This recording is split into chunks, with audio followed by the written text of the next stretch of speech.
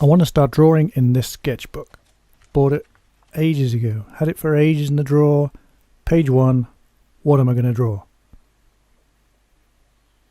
That's the problem of starting a new sketchbook. You think page 1 should be something amazing, some stunning piece of artwork that sets the whole tone for the book as being an amazing artistical, setting the benchmark really high, wonderful detailed picture. But it doesn't need to be. I think I'll just draw a smiley face. And that's it. Just to get the book going. Page 2 could be just a little bit braver. It doesn't have to be... I don't want the same pressure that I had from page 1 to be a detailed, amazing, beautiful piece of artwork. Let's just make something up. Something like this.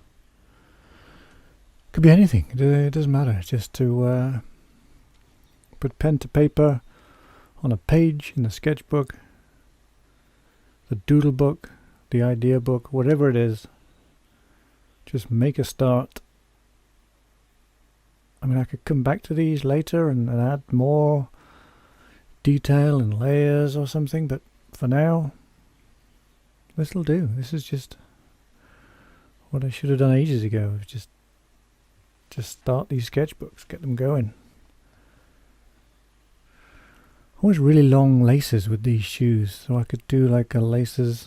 I could do them kind of just going like way. That's all it needs. It's just one page, one little thing, one doodle. Maybe now, because I've done those super easy pictures, I'm a little bit more chilled. The pressure's off a little bit now. Page 3. I've loosened off. Maybe now I can do something just a little bit more detailed.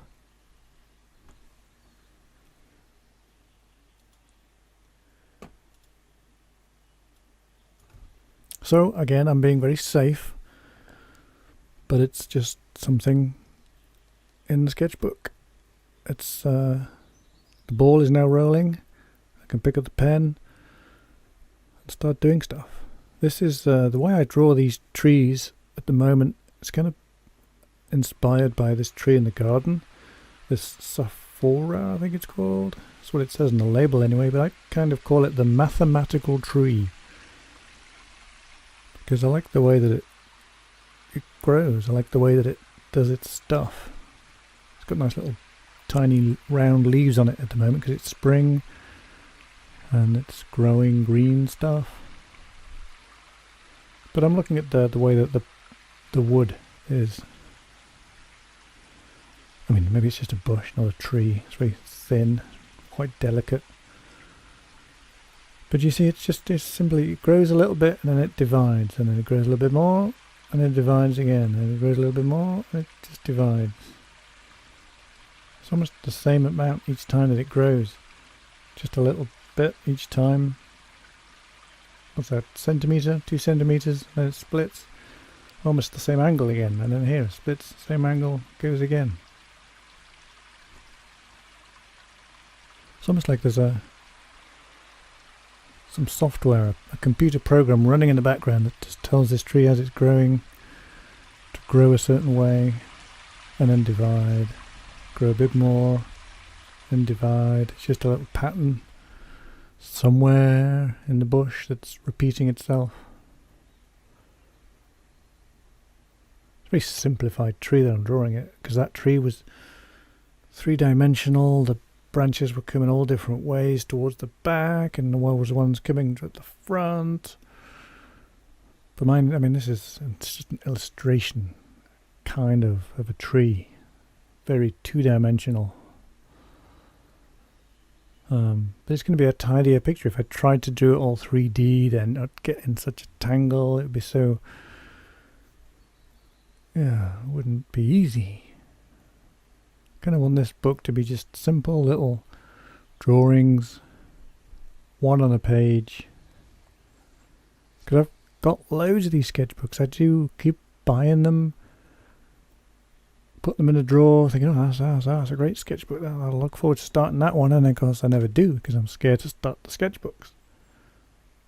But this is a good day. I've finally started this little red one.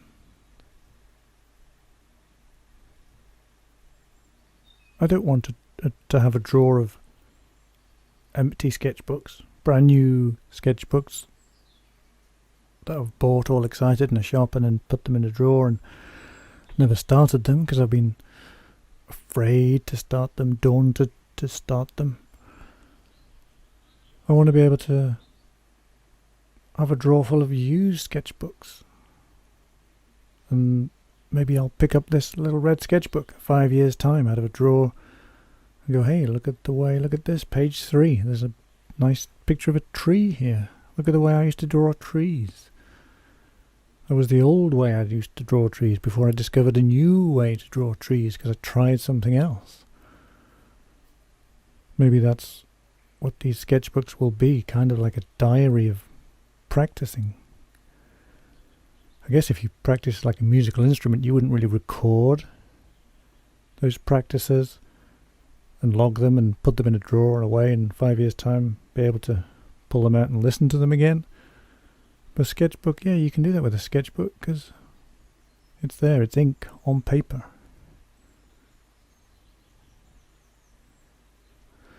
So, yeah, maybe we're getting somewhere. Maybe I should do one of these a day. Well, that's maybe asking a bit too much. I don't know. How much should I practice? They say you'll become an expert at something if you put in, I forget the number, but it's, hundreds of hours, then you will become an expert.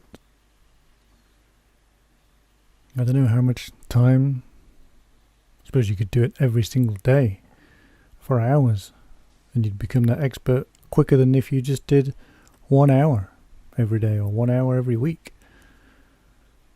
But eventually, if you just keep practicing something, like drawing, like playing a musical instrument, then it's going to work out for you. So I'm just branching these, just keep on branching, just doing little twigs now on the ends of the branches. It's kind of nearly finished, really, the tree. Not much space for any more branches. So my tree, my super simple mathematical tree, is pretty much finished. And it's on page 3 of this sketchbook. That's a good achievement. I've got myself somewhere. Progress. If you want to see how I developed some of these drawings by adding a little bit more detail to some of them, then check out this video. I've also done a few more pages like this one here. And the black sketchbook, I've done a bit more work in that one, which is a bit more detailed, a bit more planned out. There's like a train, a hedgehog, and this bug.